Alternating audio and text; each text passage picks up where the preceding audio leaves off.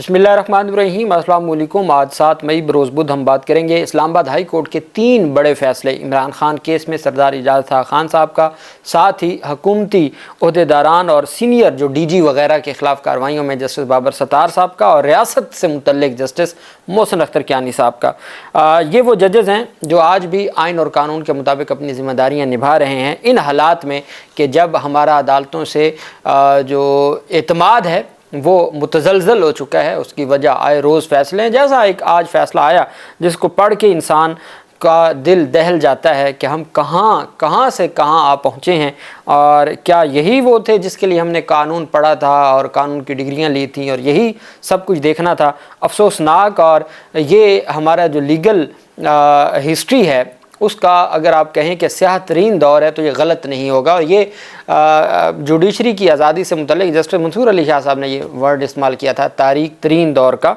ये सूरत हाल है।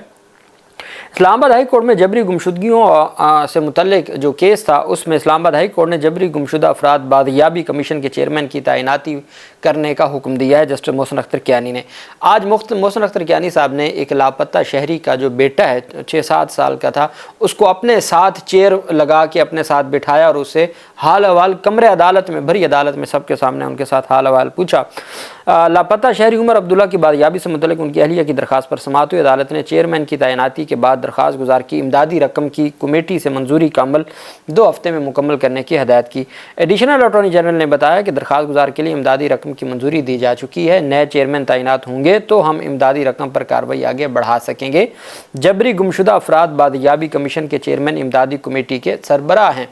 अदालत ने इस्तफसार किया कि चेयरमैन कमीशन की तैनाती का प्रोसेस किस मरहले में है, जिस पर additional attorney general Rashid Hafeez का कहना था कि 6 हफ्ते का वक्त दे दें, तैनाती हो जाएगी। जस्टिस मोहसिन अख्तर कियानी ने हदायत की कि आइंदा समाअत पर फिर चेयरमैन कमीशन की तैनाती और कमेटी की मंजूरी के बाद चेक लेकर अदालत में पेश हों। जस्टिस मोहसिन अख्तर कियानी ने लापता उमर अब्दुल्ला के बेटे को अपने पास बुलाकर कुर्सी पर बिठाया। उन्होंने कहा कि अलमिया यह है कि इस बच्चे ने अपने वालिद को देखा था कि नहीं और कुछ बताया भी नहीं जा रहा। जस्टिस मोहसिन अख्तर कियानी ने कहा कि अदालत ने ऑर्डर किया था कि मिसिंग पर्सन से मुतल्लिक कोई भी इन्फॉर्मेशन हो अदालत से शेयर करें। मुझे इंटेलिजेंस एजेंसियों की कमेटी के नुमाइंदों से इन कैमरा ब्रीफिंग चाहिए। मोहसिन अख्तर कियानी ने कहा कि रियासत को बताना होगा कि इस मसले से कैसे निपटा जाएगा। इस फैमिली को मुआवजा मिल जाना चाहिए और मसले का हल नहीं, सिर्फ मुआवजा मिल जाना मसले का हल नहीं। जंग चल रही है, रियासत के अपने बहुत से मसाइल हैं, लेकिन फिर भी ये मसला हल हो सकता है। उन्होंने कहा कि कुछ चीज़ें शेयर की जा सकती हैं, कुछ यकीनी तौर पर शेयर नहीं भी हो सकती।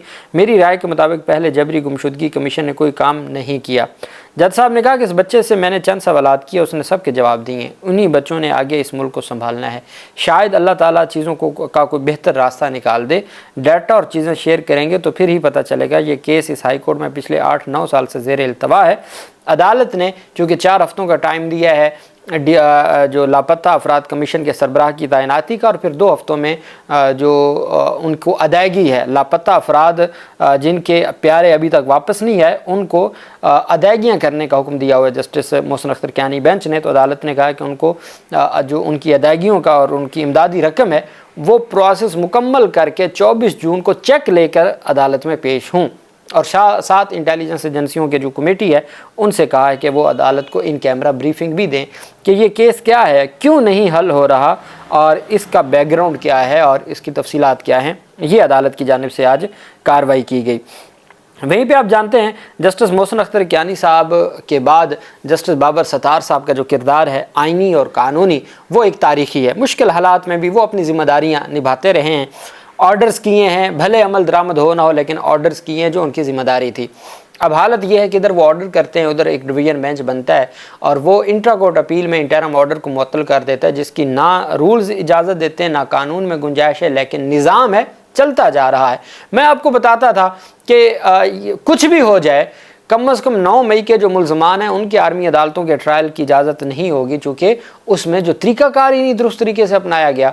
लेकिन अब ये हालात हैं कि किसी भी लम्हे कोई भी ऑर्डर आ सकता है और मगरिब मशरिक़, अब तो पता नहीं क्या हमारे निज़ाम के साथ क्या हो गया है कि एक होता था ना कि आप, चूँकि हम तो कानून के मुताबिक बात करते हैं, हम कानून के मुताबिक भी बिल्कुल 80% क्या मार्जिन रख के फिर बात करते हैं और वो 80% ही नहीं पूरा होता। ये सूरत हाल है और इतनी ये निज़ाम है کیسے کیا کہا جا سکتا ہے کہ قانون یہ کہتا ہے اور قانون کے الٹ 80% سے بھی زیادہ جا کے فیصلے دیا جائیں تو پھر اس کے اوپر کیا کیا جا سکتا. اچھا، اب بابر ستار صاحب کے پاس 2 توہین عدالت کی کیسز ہیں.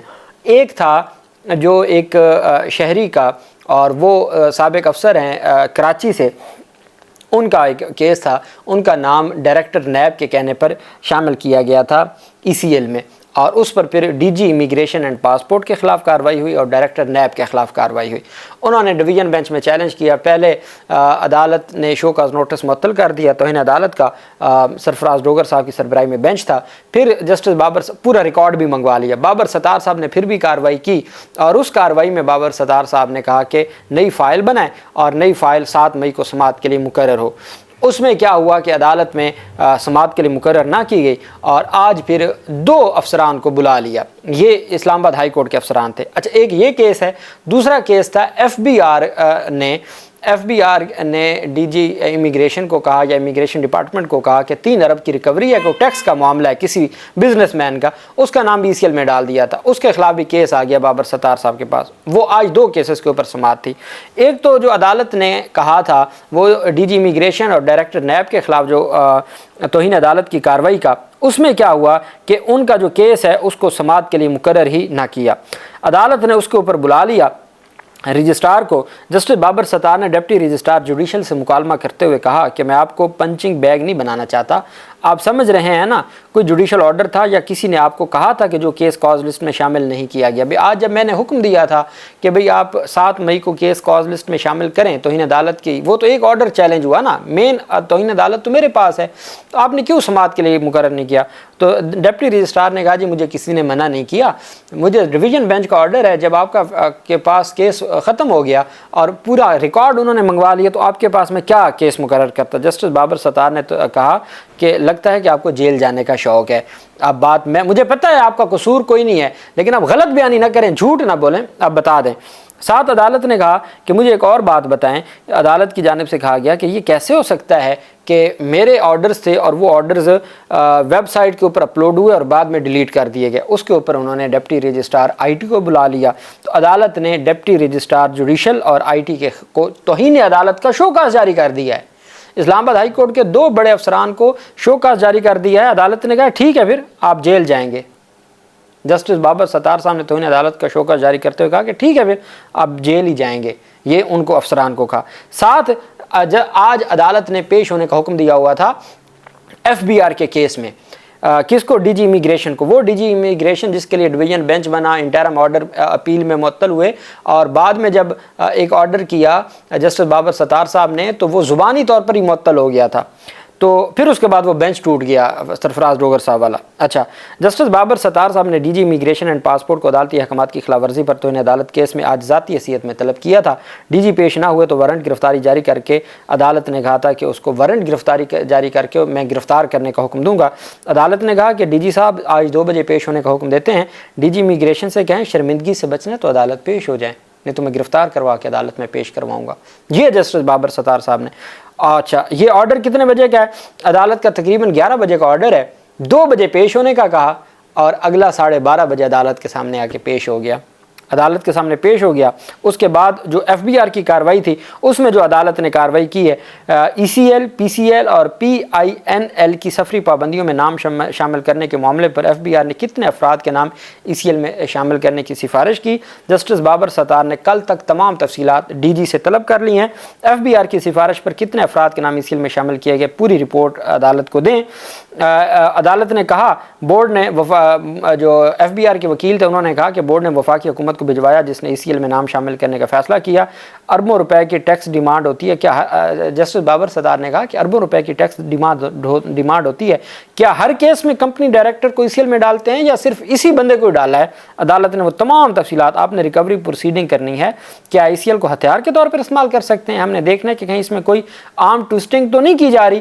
ہمیں ریکارڈ دے دیں کہ رول 21D کے تحت کتنے کیسز میں یہ پاور ایکسرسائز کی جا چکی ہے. ہم دیکھنا چاہ رہے ہیں کہ یہ اختیار استعمال کرنے میں کوئی بدنیتی شامل تو نہیں ہے. پورا ریکارڈ کل دوبارہ طلب کر لیا، اور جن کو لگتا تھا کہ ہم فیصلے معطل کروا کے اور بچ جائیں گے ان کو بچنا نصیب نہ ہوا.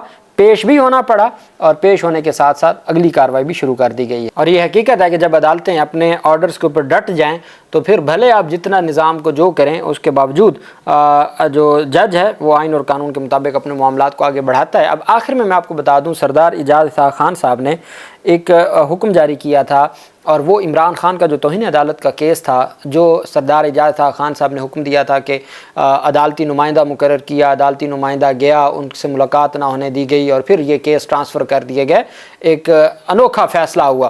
اب وہ جو ٹرانسفر آرڈر تھا اس معاملے کے اوپر جسٹس سردار اعجاز اسحاق خان صاحب نے کہ جو عمران خان توہین عدالت کیس میرے پاس زیر التوا تھا، میرے آرڈر کی توہین ہوئی اور وہ میری مرضی کے بغیر ٹرانسفر کر دیا گیا ایک 3 رکنی بینچ کو، تو اس کے اوپر آج عدالت کی جانب سے تحریر حکم نامہ جو جاری ہوا ہے، عدالت نے 2 سینئر وکلاء کو، ایک فیصل صدیقی کو اور دوسرا مسٹر عدیل واحد ایڈوکیٹ کو عدالتی معاون مقرر کر دیا ہے کہ بتایا جائے کہ عدالت کی مرضی کے بغیر توہین عدالت کا ایک کیس جو زیر سماعت ہے وہ کیسے ٹرانسفر ہو سکتا ہے اس کے اوپر۔ اور دوسرا جو توہین عدالت کی کارروائی ہے اس میں عدالت نے additional registrar and the deputy registrar who prepared the memorandum on file will also appear. عدالت نے ایڈیشنل رجسٹرار اور ڈپٹی رجسٹرار کو بھی ذاتی حیثیت میں 16 مئی کے لیے طلب کر لیا ہے۔ عدالت نے کہا ہے کہ the office is directed to produce the original file of all the cases cited in the memorandum to support their stance, کہ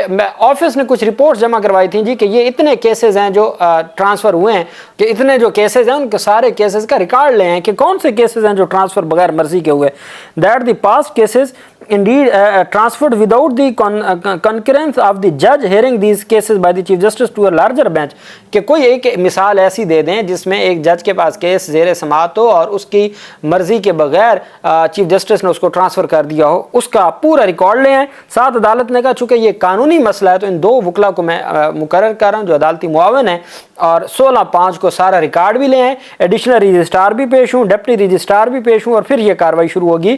contempt of bench 5 in the matter of criminal original petition number 9 of 2025 title Mashal Azam versus Ghafoor Anjum جو superintendent Adiala jail ہے، اس میں suo motu criminal original number 50/2025 کے اوپر یہ عدالت نے آرڈر کیا ہے۔ عدالتی معاون بھی مقرر کر کے دیے ہیں اور عدالت نے 2 سینئر افسران کو ریکارڈ سمیت طلب بھی کر لیا ہے۔ چیزیں بڑی دلچسپ ہو گئی ہیں۔ اللہ پاک پاکستان کا حامی و ناصر ہو۔ بہت شکریہ۔ اللہ حافظ۔ پاکستان زندہ باد۔